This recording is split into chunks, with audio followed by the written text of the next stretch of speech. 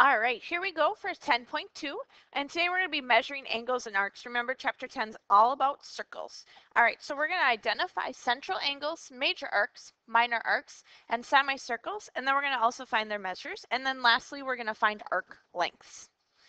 All right, so let's talk about what is a central angle. A central angle is an angle with the vertex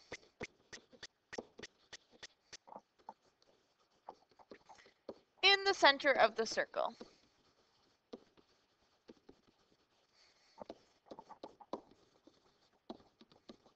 So later in the chapter, we're going to see ones that the vertex is on the circle or outside of the circle, but just remember that this one actually is on the center of the circle.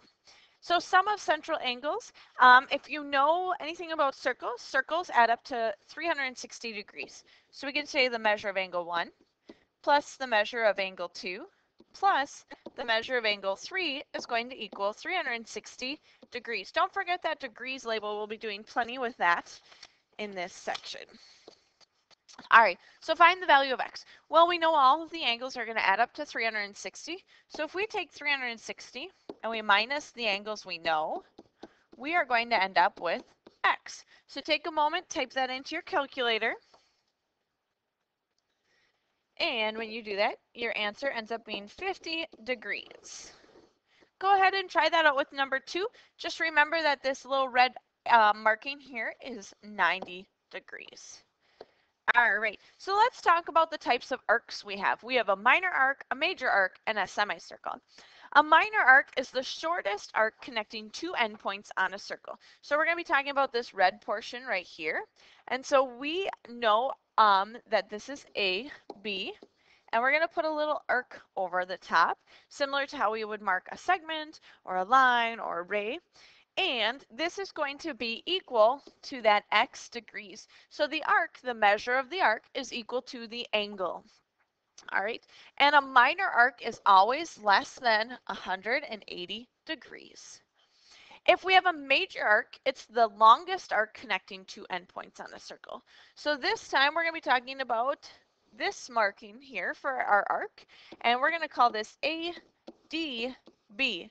Now it still has the same endpoints as the minor arc we just talked about, but we throw that D in there because we want to make sure that we're going from A through D all the way up to B.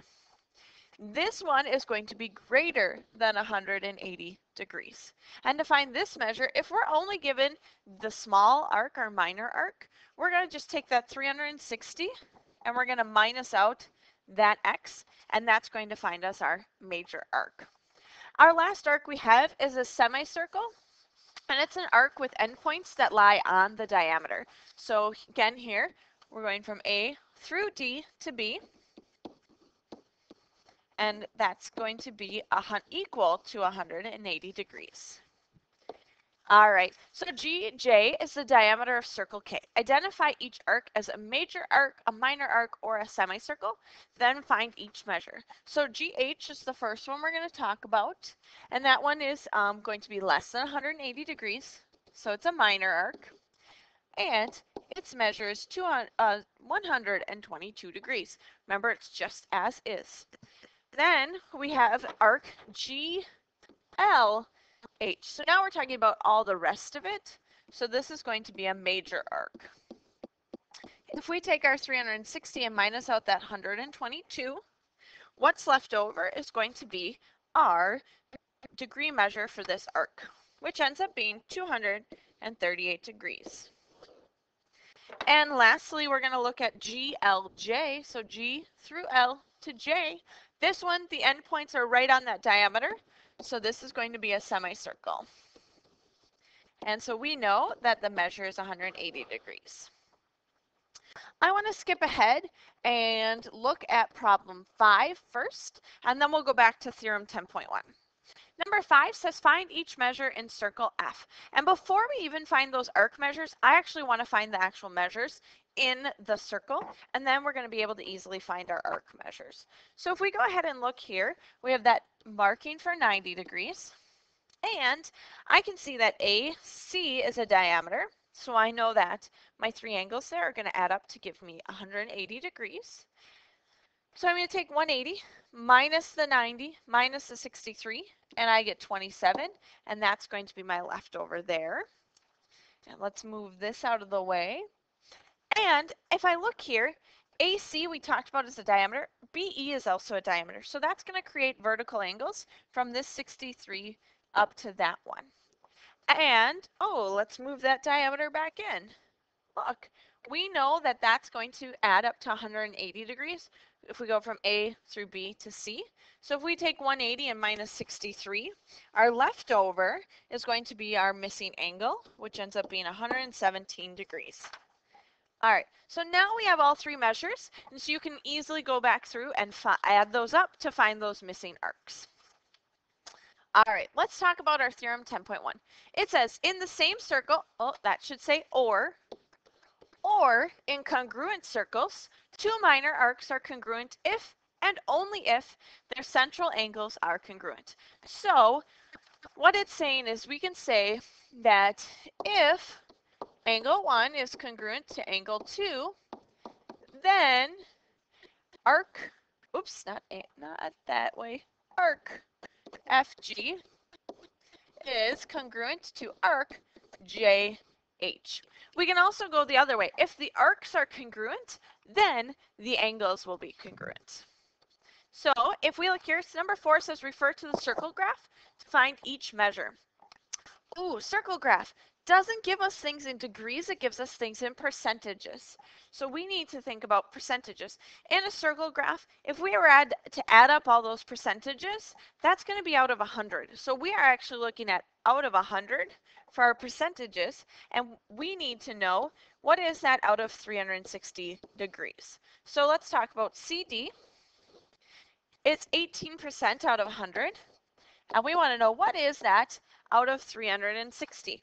And we've just set up a proportion. So go ahead and cross multiply for that proportion. I'll give you a moment to do that. And you should have ended up with x equals 64.8 degrees. Next, it asks us for BC. So if we look here, BC, ooh, that's track and field, which is also 18%. So we just talked about that if the angles are congruent, the arcs are congruent. If the arcs are congruent, the angles are congruent.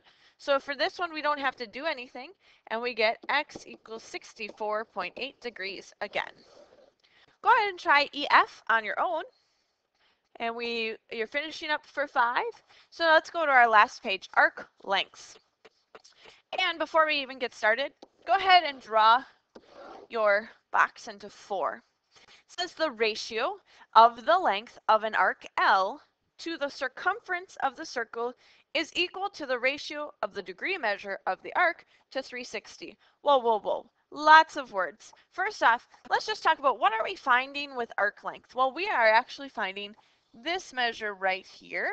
And if we were to take a piece of string and lay it along that line, we're actually measuring that portion. We're not asking for the measure of the arc. That's, remember, the angle degree.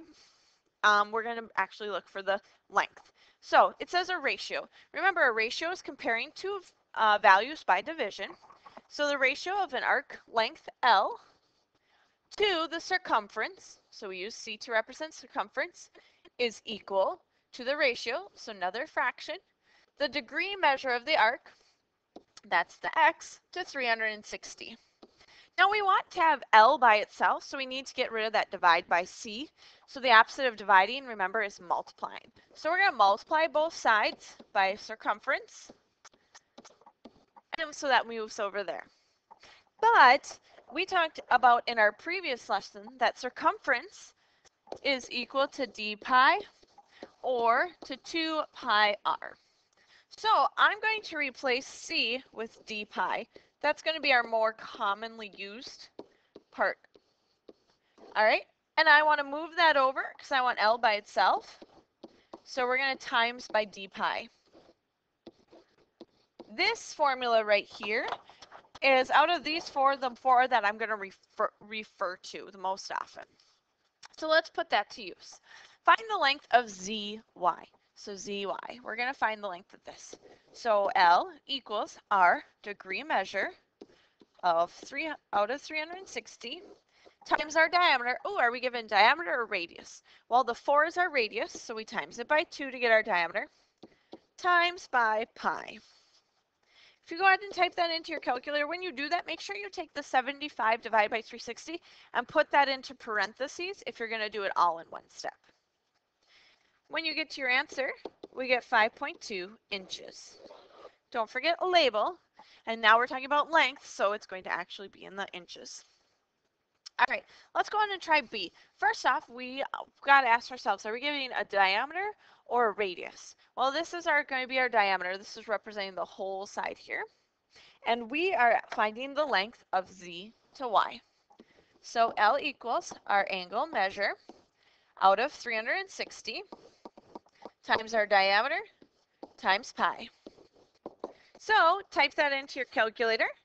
Don't forget we're going to get a label, and our label is going to be centimeters. So take a moment, type that in.